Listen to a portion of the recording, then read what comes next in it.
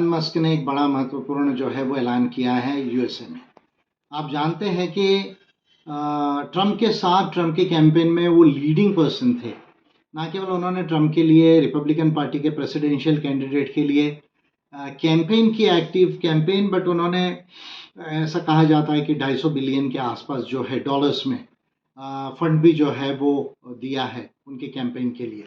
लेकिन अब वो कह रहे हैं ट्रंप्स की पॉलिसीज़ को देखते हुए कि वो उससे सहमत नहीं है और एक नए पॉलिटिकल पार्टी की बनाने की ज़रूरत है यूएसए में, जिसको वो शायद अमेरिका पार्टी वगैरह कुछ नाम देने वाले हैं।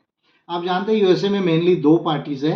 एक रिपब्लिकन पार्टी है जिसके प्रेसिडेंशियल कैंडिडेट अभी जो है ट्रंप है, और दूसरे बाइडेन वाली पार्टी है, ओबामा वाली पार्टी जो है, जिसको डेमोक्रेटिक पार्टी कहा जाता है। ट्रंप ये कह रहे हैं कि मल्टी पार्टी सिस्टम की ज़रूरत है यूएसए में और हमको पॉलिसीज़ पर काम करना पड़ेगा। अगर टू पार्टी रूल ही अगर यूएसए में रहा तो फिर बहुत सारी चीज़ें गलत होने लगेगी। ये वो अपने एक्टिव अनुभव से कह रहे हैं पॉलिटिक्स में रहते हुए।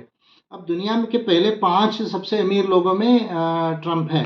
अभी थोड़ा पीछे आ गया टेस्ला वगैरह जो है उनका कंपनी, ये इलेक्शन में ज़्यादा ध्यान रहा था उनका, बट पहले सबसे अमीर व्यक्ति थे, अभी भी आज पहले 5 में वो है।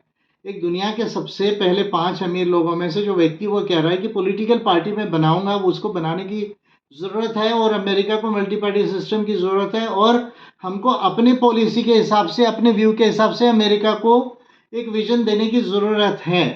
ये एक बड़ी महत्वपूर्ण बात है जो मैं 2013 से आप लोगों को बता रहा हूँ कि देश में पॉलिटिकल पार्टी की क्यों ज़रूरत है, एपीआई जैसी पॉलिटिकल पार्टी की।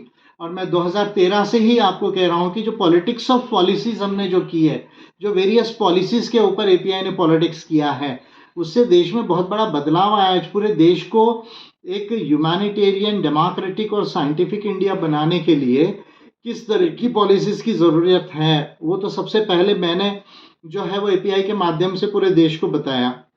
उसको हमने इलेक्शंस में लिखकर भी जो है पॉलिसी कमिटमेंट, पॉलिसी गारंटीज़ के नाम से जो है उसको पब्लिश भी किया है। नीति अभिवचन हिंदी में उसको जो है हमने पब्लिश किया, लोकसभा के लिए पब्लिश किया, 14 में किया, 19 में किया, अभी 24 में किया। वेरियस स्टेट इलेक्शंस में हमने जो है वो नीति गारंटीज़ को जो है वो पब्लिश किया है।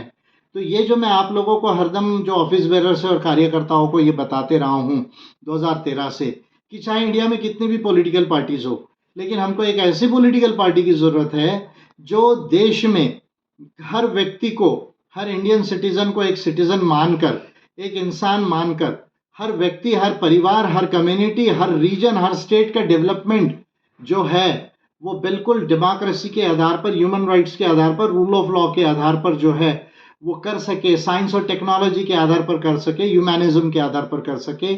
ऐसे पॉलिटिकल पार्टी की ज़रूरत इंडिया को है।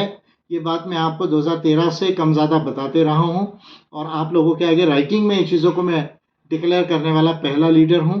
अभी मैंने एक वीडियो बनाया, आपको मिलेगा कि 5 जुलाई को हमने 1 कंट्री 1 इलेक्शन के ऊपर में भी ये कुछ जो कॉम्प्रिहेंसिव इलेक्टोरल रिफॉर्म्स है उसको किए बगैर 1 कंट्री 1 इलेक्शन ना हो। मैंने जॉइंट पार्लियामेंट्री कमेटी को पिटिशन किया है, पार्लियामेंट में उसको स्टडी किया जा रहा है अभी, और ये शायद मानसून सेशन में भी उसकी रिपोर्ट आएगी। उसको कितना कंसिडर करेगी जेपीसी, वो उनका व्यू है।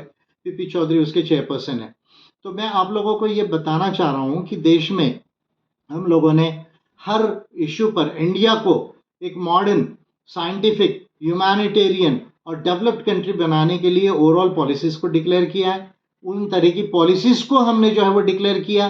देश की जो बहुत ही इंडिजीनियस है और लेकिन नेग्लेक्टेड है, आदिवासी जो है जैसे, उनको जल जमीन जंगल का, संस्कृति का मालिक बनाया जाए, उसके ऊपर हमने ये किया। ओबीसीज के ऊपर पॉलिसीज़ डिक्लेयर की, शेड्यूल्ड कास्ट के ऊपर किया है, किसानों के ऊपर में, श्रमिकों के ऊपर में और सभी लोगों के ऊपर में हमने पॉलिसीज़ को ये किया है। और ये मैं समझता हूँ कि इंडिया में ज़रूरी है और इसलिए मैं एपीआई के इम्पोर्टेंस को फिर से आप लोगों के आगे रिइटरेट कर रहा हूँ और उम्मीद करता हूँ कि ऑफिस बेरर्स और वर्कर्स से एपीआई को और ज़्यादा बड़े पैमाने पर बड़ा बनाएंगे और आप लोगों के बीच में मैं ये मानसून के बाद से जो है फिर जो है जहाँ ज़रूरत रहेगी मैं आप लोगों के बीच में बराबर आऊँगा। थैंक यू, धन्यवाद।